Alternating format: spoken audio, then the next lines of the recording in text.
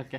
So ಇವಾಗ ನಿಮ್ಮ social ಮೀಡಿಯಾದಲ್ಲೂ ಕೂಡ ಏನು ಕನ್ನಡ ಪರ ಹೋರಾಟಗಾರ್ತಿ ಅಂತ ಅನ್ಕೊಂಡು ಅದಕ್ಕೂ ಒಂದಷ್ಟೆಲ್ಲ ಸುಮಾರು ಟ್ರೋಲ್ ಆಗಿದ್ದೆಲ್ಲ ನಾನು ಗಮನಿಸಿದ್ದೀನಿ. ಆ್ಯಂಡ್ ಇತ್ತೀಚೆಗೆ ನಿಮಗೆ ನಿಮ್ಮ ಬಗ್ಗೆ ಒಂದು ಟೈಟಲ್ ಕೊಟ್ಕೊಳ್ಳಿ ಅಂತ ಅಂದಾಗ ಕೊಟ್ಟು ಒಂದಷ್ಟು ಹ್ಯಾಶ್ ಟ್ಯಾಗ್ ಅಂತ ಬಂದಾಗ ಅಲ್ಲೂ ಸ್ಪೆಲ್ಲಿಂಗ್ ಮಿಸ್ಟೇಕ್ ಮಾಡಿದಾರಲ್ಲ ಅಂತ ನೋಟಿಸ್ ಮಾಡಿ ಒಂದಷ್ಟು ಮೀಮ್ಸ್ಗಳು ಆಗಿರೋದು ಕೂಡ ಇದೆ.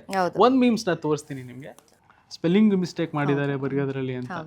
ಸೊ ಇದಕ್ಕೆ ಈ ತರ ಸ್ಪೆಲ್ಲಿಂಗ್ ಮಿಸ್ಟೇಕ್ ಆಗಿದೆ ಅಂತ. ಸೊ ಇದನ್ನ ನೋಡಿ ಅಂತ ಕನ್ನಡ ಪರ ನಾವು ಹೋರಾಟಗಾರ್ತಿ ಅಂತ ಅನ್ಕೊಡ್ತಾರೆ. ಅವ್ರ ಸೋಷಿಯಲ್ ಮೀಡಿಯಾದಲ್ಲಿ ಹೋರಾಟಗಾತಿ ಅಂತ ಆಗಿದೆ. ಆಮೇಲೆ ಸ್ಪೆಲ್ಲಿಂಗ್ ಮಿಸ್ಟೇಕ್ ತುಂಬಾ ಮಾಡ್ತಾರೆ. ಎಷ್ಟಿದೆ ಕನ್ನಡದ ಬಗ್ಗೆ ಒಲವು ಅಂತ ಒಂದಷ್ಟು ಮೀಮ್ಸ್ಗಳು ಕಾಮೆಂಟ್ಗಳೆಲ್ಲ ಬರ್ತಾ ಹೋಗ್ತದೆ. ಇಲ್ಲ, ನಾನು ಇಲ್ಲಿ ಕ್ಲಾರಿಟಿ ಕೊಡೋದು ಇಷ್ಟೇ. ತುಂಬ ಸಲ ನಾನು ಇದನ್ನು ಹೇಳ್ಕೊಂಡ್ಬಿಟ್ಟಿದ್ದೀನಿ. ಒಂದು, ನಾನು ಓದಿದ್ದು ಆಂಗ್ಲ ಮಾಧ್ಯಮದಲ್ಲಿ, ನಾನು ಓದಿದ್ದು ಇಂಗ್ಲೀಷ್ ಮೀಡಿಯಮಲ್ಲಿ, ನಾನು ಕನ್ನಡ ಮೀಡಿಯಮಲ್ಲಿ ಓದಿಲ್ಲ. ಈಗ ನಾನು ಓದಿದ್ದೀನಿ ಹೌದು ಇಂಗ್ಲೀಷ್ ಮೀಡಿಯಮಲ್ಲಿ, ಬಟ್ ನಾನು ಇವತ್ತೊಬ್ಬ ಕನ್ನಡ ಪರ ಹೋರಾಟಗಾರ್ತಿ ಆಗಿದ್ದೀನಿ. ಇವತ್ತು ಯಾರಾದರೂ ನನ್ನ ಪಕ್ಕ ನಿಂತ್ಕೊಂಡು ತುಂಬ ಓದಿರೋಂಥ ಒಬ್ಬ ವಿದ್ಯಾವಂತರಿಗೆ ಒಂದು ಬುಕ್ ಕೊಟ್ಬಿಟ್ಟು ನನಗೂ ಕೊಟ್ಟರೆ ಅವ್ರು ಎಷ್ಟು ಚೆನ್ನಾಗಿ ಮಾತಾಡ್ತಾರೋ ಓದ್ತಾರೋ ನಾನು ಅಷ್ಟೇ ಚೆನ್ನಾಗಿ ಓದ್ತೀನಿ. ಬಟ್ ನಂಗೆ ಬರೀರಿ ಅಂತ ಹೇಳಿದಾಗ ಕಷ್ಟ ಆಗುತ್ತೆ. ಯಾಕೆ ಅಂತಂದರೆ ನಾನು ಓದಿದ್ದು ಇಂಗ್ಲೀಷ್ ಮೀಡಿಯಮಲ್ಲಿ, ನನಗೆ ಕನ್ನಡ ಇರಲಿಲ್ಲ. ಈ ಥರ ಇದ್ದಾಗ ನಾನು ಅವತ್ತು ಬೋರ್ಡನ್ನು ನನಗೆ ಬರೆಯೋ ಅಂಥದ್ದು ಇದೇ ಛಲಗಾರ್ತಿ ಅಶ್ವಿನಿ ಅಂತ ನನಗೆ ಬರ್ಕೊಡೋದು ಗಿಲ್ಲಿಯವರು. ನೀವು ಬರ್ದಿಲ್ಲ? ಇಲ್ಲ, ಛಲಗಾರ್ತಿ ಅಶ್ವಿನಿ ಅಂತ ಬರ್ಕೊಡೋದು ಗಿಲ್ಲಿಯವರು. ಓಕೆ. ಇದನ್ನ ಬಹುಶಃ ನೀವು ಇದ್ರಲ್ಲಿ ನೋಡಿದಾಗ ಗೊತ್ತಾಗುತ್ತೆ. ಅದ್ರ ಕೆಳಗಡೆ ಏನೇನಿರುತ್ತೋ ನಾನು ಫಸ್ಟ್ ಧ್ರುವಂತನ ಕರಿತೀನಿ. ಯಾಕೆ ಅಂದರೆ ನನಗೆ ಬರೆಯಕ್ಕೆ ಬರಲ್ಲ, ನಾನು ತಪ್ಪು ಮಾಡ್ತೀನಿ ಅಂತ ನನಗೆ ಗೊತ್ತು. ಈ ಹಿಂದೆನೂ ಒಂದ್ಸಲ ರಘು ಅವ್ರಿಗೂ ನಾನು ಹೇಳಿರ್ತೀನಿ, ಒಂದು ನಾಮಿನೇಷನ್ ಟೈಮಲ್ಲಿ ನೀವು ಬಂದ ತಕ್ಷಣ ನೀವು ಕನ್ನಡ ಹೋರಾಟಗಾರ್ತಿ ಅಂತ ನನಗೆ ಹೇಳ್ತೀರಾ ಸರ್? ಹೌದು ಸರ್, ನಾನು ಕನ್ನಡ ಹೋರಾಟಗಾರ್ತಿ ಹೆಮ್ಮೆಯಿಂದ ಹೇಳ್ಕೊತೀನಿ. ನಾನು ಓದಿದ್ದು ಇಂಗ್ಲೀಷ್ ಮೀಡಿಯಮಲ್ಲಿ, ಆದರೂ ನಾನು ಕನ್ನಡ ಪರ ಹೋರಾಟಗಾರ್ತಿ ಆಗಿದ್ದೀನಿ.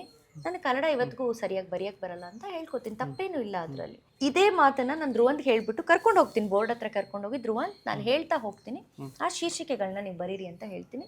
ಧ್ರುವಂತ್ ಪೂರ್ತಿ ಬರೀತಾರೆ. ಛಲಗಾರ್ತಿ ಅನ್ನೋದು ಹಾಕ್ಬಿಟ್ಟಿರ್ತಾರೆ ಯಾರೋ ನಮ್ಮ ಇವರು, ಅದನ್ನ ಒಡೆದು ಹಾಕ್ಬಿಟ್ಟು ಗಿಲ್ಲಿ ಅಷ್ಟರಲ್ಲಿ ಎದ್ದು ಬರ್ತಾನೆ, ಇದಲ್ಲ ಛಲಗಾರ್ತಿ ಇದಲ್ಲ ಹೀಗೆ ಬರಿಬೇಕು ಅಂತ ಅವನೇ ಬಂದು ಬೋರ್ಡಲ್ಲಿ ಬರ್ಕೊಡ್ತಾನೆ. ಓಕೆ. ಸೊ ಬರ್ಕೊಟ್ಟಿರೋದು ಅವತ್ತು ಗಿಲ್ಲಿನೇನೆ.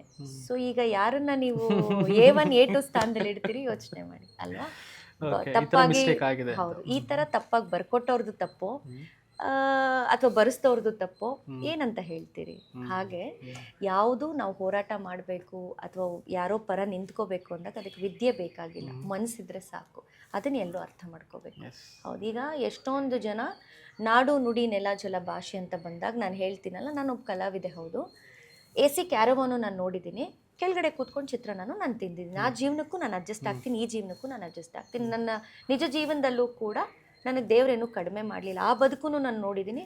ಬಿಗ್ ಬಾಸ್ ಮನೆಯಲ್ಲಿ ನಾನು ನೋಡಿದಂಥ ಆ ಬದುಕು ನಾನು ನೋಡಿದ್ದೀನಿ. ಸಂಪೂರ್ಣವಾಗಿ ನಾನು ಅರ್ಪಿಸ್ಕೊಂಡಿದ್ದೆ ಮನೇಲಿ. ಸೊ ಹೀಗೆ ಎಲ್ಲ ಬದುಕುಗಳನ್ನು ನೋಡಿರುವಂಥ ವ್ಯಕ್ತಿ ನಾನು. ಹಾಗಾಗಿ ನನಗೆ ಯಾವುದು ಹೊಸ್ತು ಅಂತ ಅನಿಸಲ್ಲ.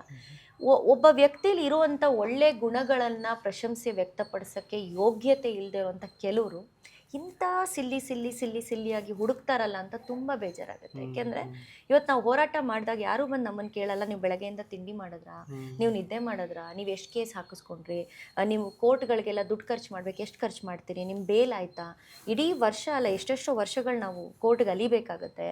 ಇದನ್ನೆಲ್ಲ ಯಾರೂ ಕೇಳಲ್ಲ. ಅದು ಯಾರು ನಮಗೋಸ್ಕರ ಅಲ್ಲ ನಾವು ಫೈಟ್ ಮಾಡ್ತಿರೋದು, ಯಾರೋ ಗೊತ್ತಿಲ್ಲದೆ ಇರೋರು. ನಾವು ಯಾವತ್ತೂ ಹೋಗೋರನ್ನ ಕೇಳಿಲ್ಲ, ನೀವು ಯಾವ ಜಾತಿ, ಯಾವ ಧರ್ಮ, ಯಾವ ಭಾಷೆ, ನೀವು ಕರ್ನಾಟಕದಲ್ಲಿ ಇದ್ದೀರಾ ಅಂದರೆ ನಮ್ಮವ್ರಂತಾನೆ ನಾವು ಅಂದ್ಕೊಳ್ಳೋದು ಕನ್ನಡಿಗರು. ಯಾವತ್ತೂ ನಾವು ಹೋಗಿ ಕೇಳಿಲ್ಲ. ನಾನು ಹೋರಾಟ ಮಾಡಿದಾಗಲೂ ನಿಮಗೆ ಗೊತ್ತಿರ್ಬೋದು, ಮಿಂಟೋ ಹಾಸ್ಪಿಟಲ್ ನಾನು ಹೋರಾಟ ಮಾಡ್ತೀನಿ, ಕಣ್ಣನ್ನು ಕಳ್ಕೊಂಡಿರೋರು ತುಂಬ ಜನ ಕನ್ನಡಿಗರು ಅಲ್ವೇ ಅಲ್ಲ.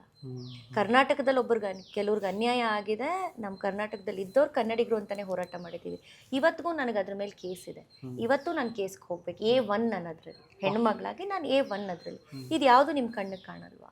ಬರೀ ಏಕವಚನ ಪದ ಬಳಕೆ ಮಾಡಬೇಡಿ ಅಂತ ನಾನು ಒಳಗಡೆ ಹೇಳಿರೋದು, ಮತ್ತು ಎಸ್ ಅನ್ನೋ ಅಂಥ ಒಂದು ಇದನ್ನು ಬಳಸಿರೋದಕ್ಕೆ ರೆಕ್ಕೆ ಪುಕ್ಕ ಬಳಸಿ ನೀವು ಹೇಳ್ತೀರಾ ಅಂದರೆ ನಿಮ್ಮ ಮನಸ್ಥಿತಿಗಳು ಎಷ್ಟು ಹಾಳಾಗಿದೆ.